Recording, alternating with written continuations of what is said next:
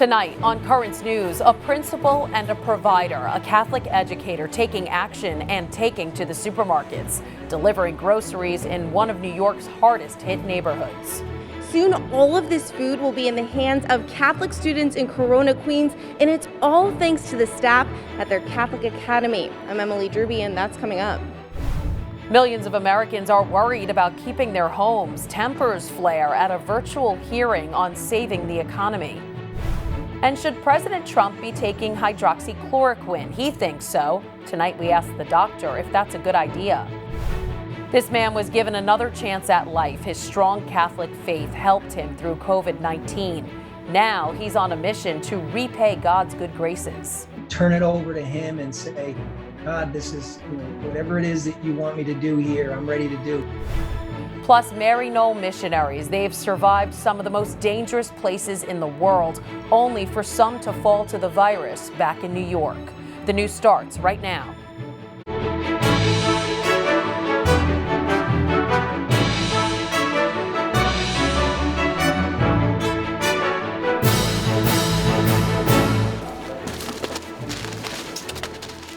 A school principal is putting it all on the line, waiting in line, gathering groceries for her students in need. Good evening, I'm Christine Persichetti. About a third of CRISTINA CRUZ's students have families that are battling coronavirus, and some have sadly passed away. Our Lady of Sorrows Catholic Academy is located in Corona, Queens, where the virus has hit more people than anywhere else in the city. Currents News' Emily Druby has the story. Cereal. Toilet paper.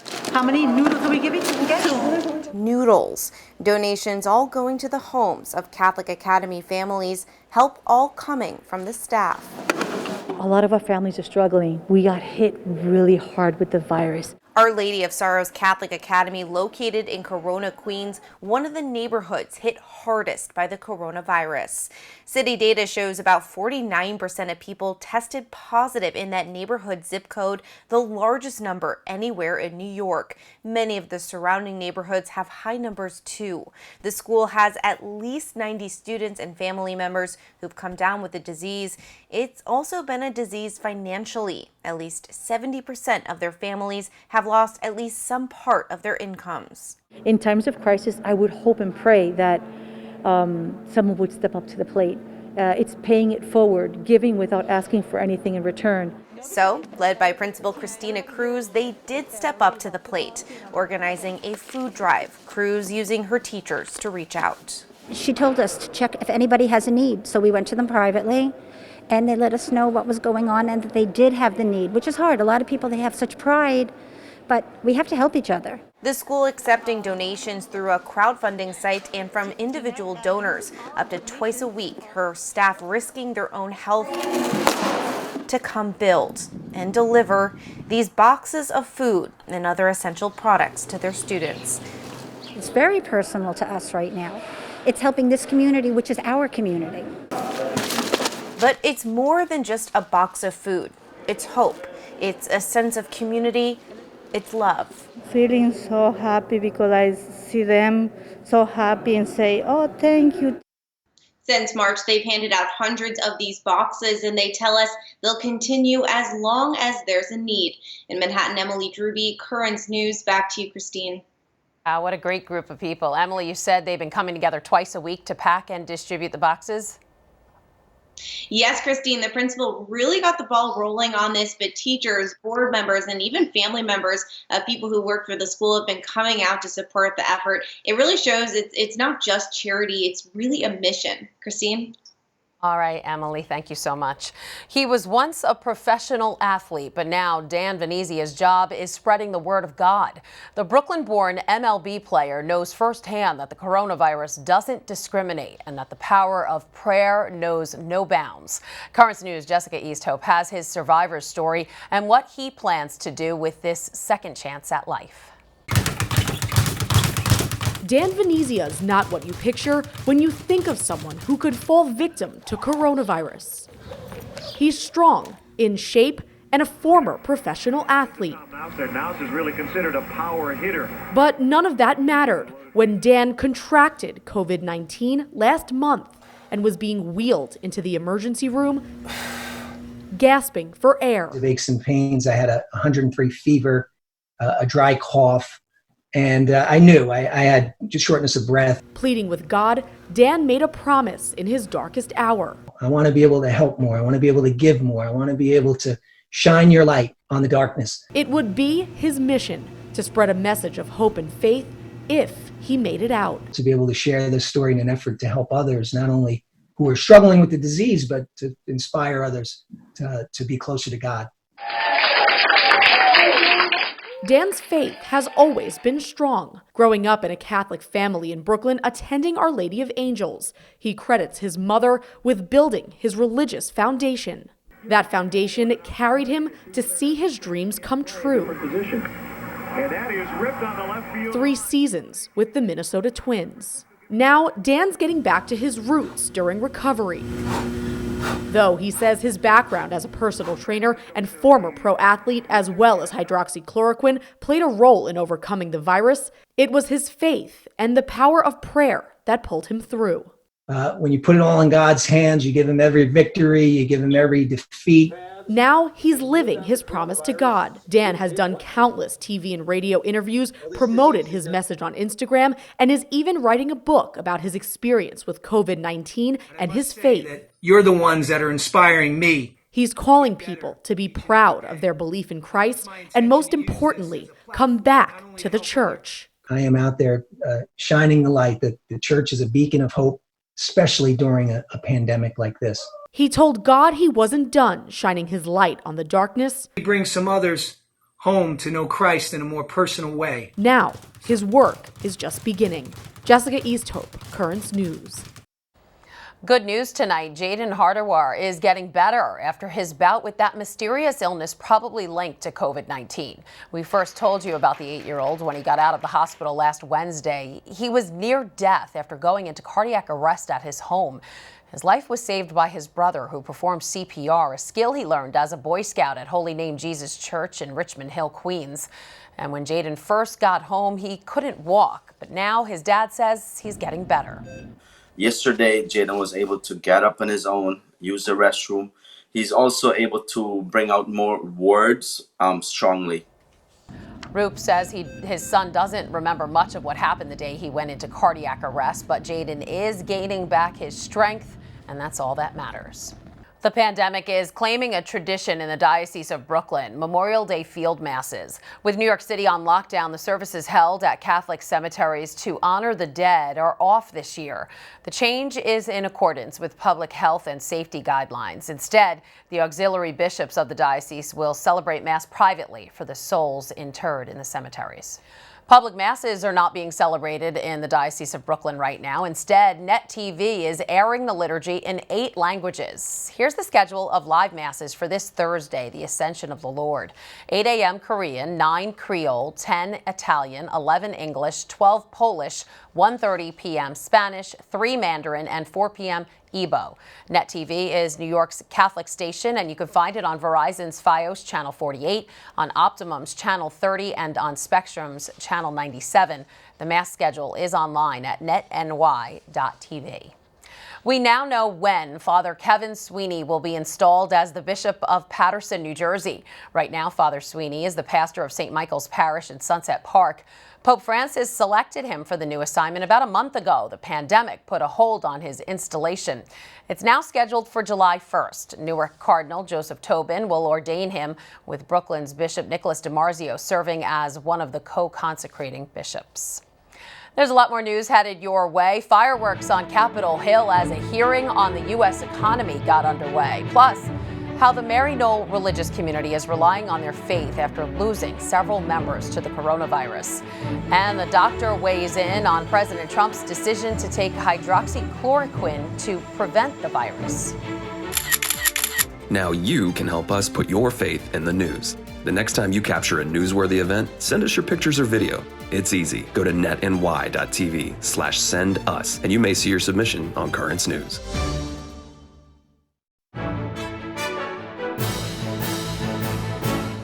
A tough Senate hearing today about the U.S. economy that's staggering under the weight of the coronavirus pandemic.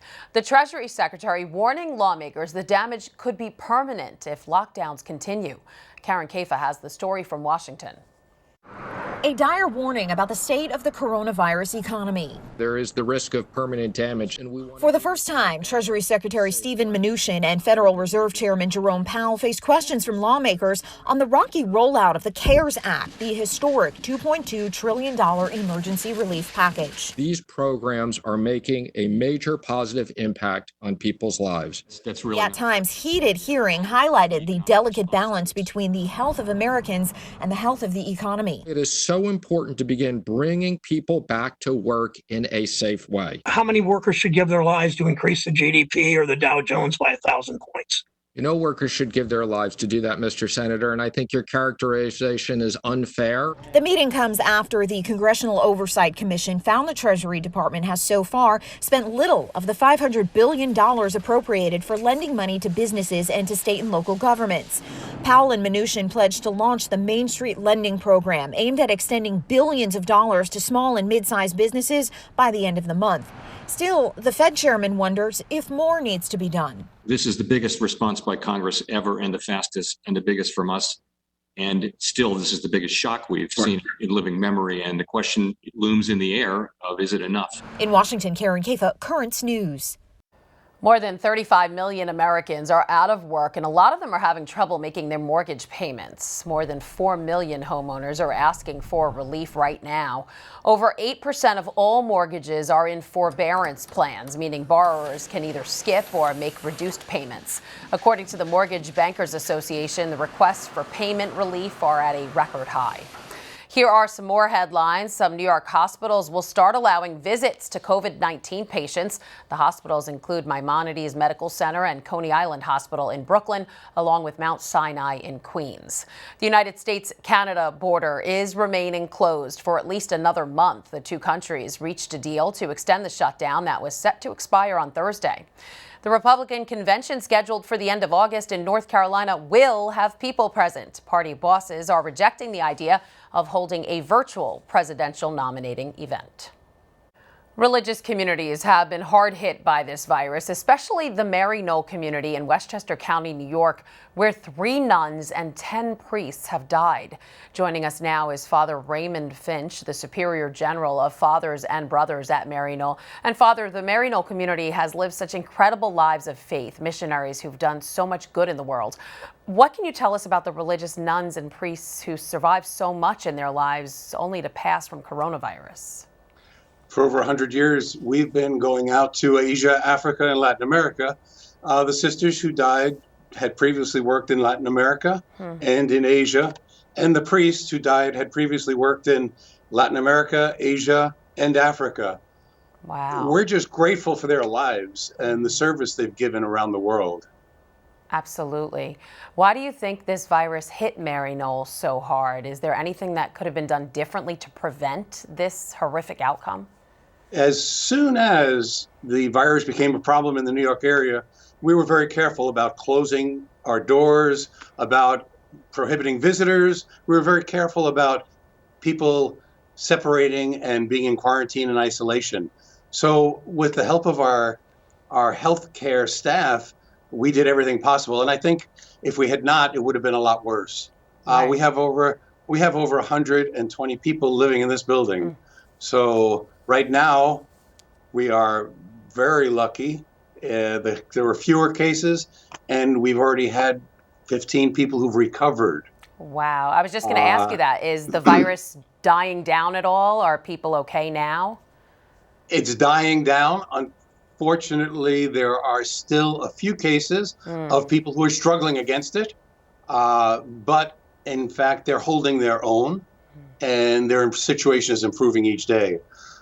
So I think, as I said, we're very happy with the precautions we've taken. We're also happy with the care that our health workers have been able to give to our people. Sure. And how has this virus affected the work the religious of Maryknoll do? Okay, so our people are still around the world, and obviously around the world, everything is in lockdown in most places. Right. But our people are still reaching out. So our missioners in Africa have different situations. Some of them are in camps with refugees. They still have to do social distancing, but they're able to reach out. In Latin America, most of the countries are under lockdown. And again, people are able to reach out through phones, through internet, to try to accompany the people we serve around the world. That's great. Glad to hear they're still able to do their work. Now, Maryknoll has been very supportive of the medical workers during this crisis. Every night, you join Americans in honoring those on the front lines by ringing your church bells at 7. And we hear the Ossining Police Department and Ambulance Corps sent you a sign of support. Can you tell us about that? They were here last Sunday, a week ago Sunday. They were here and paraded through, greeted everyone. It was very nice. It was just one uplifting moment. It was great. Oh, it's wonderful. It was very good. How has the crisis affected the faith of everyone in the Maryknoll community? You know, it's a time when we have to look and see where is God's presence in all of this. We're used to looking for God's presence in the brighter moments, but God's with us all the time. He never said it was going to be easy, but he did say, I will be with you until the end of time. So one of our tasks is to discover where is God present and hopefully to share that with the people we're serving, both here with each other and the people around the world. All right, Father Raymond, thank you for joining us, and God bless and be safe. Thank you. God bless. Students who attend Notre Dame University will be heading back to class in Indiana. The Catholic University says in-person classes for the fall semester will begin early on August 10th. There will be no breaks, and the semester will end before Thanksgiving to avoid any students bringing the virus back to campus. Notre Dame is one of the first major universities to announce how it would reopen its campus. Still to come on Currents News, it hasn't been given the go-ahead by the FDA to treat coronavirus, but that hasn't stopped President Trump from taking the drug to prevent it. Also ahead, military cemeteries will look a lot different this Memorial Day. We'll tell you what will be missing and why some aren't happy about it. Do you have a story idea or want to share a tip? Email us at newstips@desalesmedia.org or call our 24-hour number 718-517-3122. We'll be right back.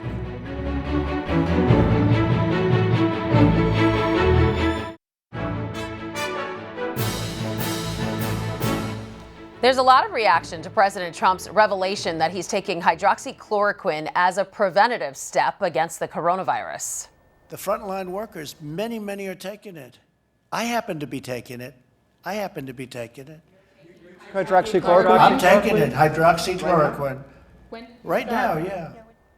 The FDA has warned that the drug could cause heart problems for COVID patients. The president's White House physician put out a statement saying, "We concluded the potential benefit from treatment outweighed the relative risks." Social media blew up after President Trump announced he was taking the drug. House Speaker Nancy Pelosi went on the attack, and so did many others. Dr. Robert TIBALLI from the Catholic Medical Association joins us now to give us the lowdown on this medication. And first of all, Doctor, what do you think of the fact that President Trump is taking hydroxychloroquine as a preventative measure? Well, to be perfectly honest, knowing what I know, taking care of patients, being an infection doctor, familiar with medications, indications, and success rates of treatment with medicine, I think, quite honestly, it was the only responsible thing for him to do in the setting that he knows that in his inner circle, there are people that are now COVID positive. And so if I were his physician, or a physician of a local president of a company that the same thing happened, I would consider putting them on a preventative dose of the medication, which is a lower dose and quite safe. So the FDA has warned of serious negative side effects like heart problems. Do you think then he's not at risk for those side effects? Those are considered to be if you are on other heart medicines or if you have significant heart arrhythmias to begin with, that's an issue. But if you don't, he doesn't have any history of heart problems, at least by the declaration of his prior physician when he was running in 2016. And this medicine be considered safe in this situation. So do you think people should be going out and asking their doctors to prescribe it for them then? Not at this time. There's not enough of this medicine to go around.